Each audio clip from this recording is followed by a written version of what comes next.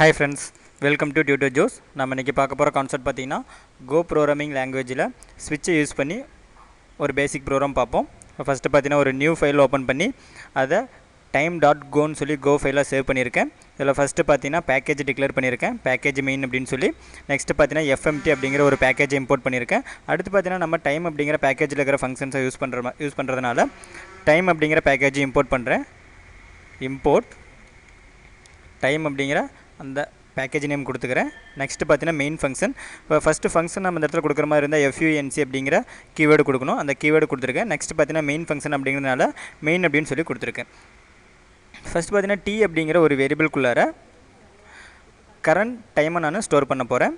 Current டைமுக்காக time அப்படிங்கிற பேக்கேஜில் இருக்க now அப்படிங்கிற ஃபங்க்ஷனை கால் பண்ணுறேன். பார்த்தீங்கன்னா நம்மளுக்கு அந்த கரண்ட் டைம் T அப்படிங்கிற வேரியபிள்குள்ளே ஸ்டோர் ஆகிடும். நெக்ஸ்ட் பார்த்தீங்கன்னா இந்த இடத்துல ஸ்விட்ச் யூஸ் பண்ணுறேன். ஸ்விட்ச் இதில் பார்த்தீங்கன்னா ஃபஸ்ட்டு நான் கேஸ் செக் பண்ணிக்கிறேன், CASE கேஸ். இப்போ T அப்படிங்கிற ஆப்ஜெக்டில் இருக்கிற ஹார் நமக்கு லெஸ் தென் 12 இருந்தால் T.HOUR ஹார் பார்த்தீங்கன்னா நம்மளுக்கு லெஸ் தென் 12 இருந்தால் நமக்கு குட் மார்னிங் அப்படின்னு சொல்லி மெசேஜ் பிரிண்ட் ஆகணும். மெசேஜை பிரிண்ட் பண்ணுறதுக்காக FMT அப்படிங்கிற பேக்கேஜில் இருக்க println அப்படிங்கிற ஃபங்க்ஷனை கால் பண்ணி மெசேஜ் பிரிண்ட் பண்ணிக்கிறேன். குட் மார்னிங் அப்படிங்கிற மெசேஜ் பிரிண்ட் பண்ணுறேன்.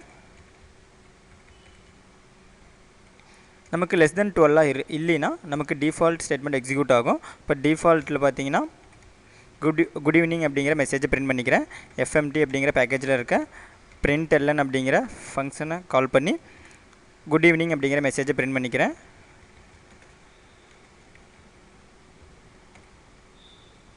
குட் ஈவினிங் அப்படின்னு சொல்லி பிரிண்ட் பண்ணிக்கிறேன்.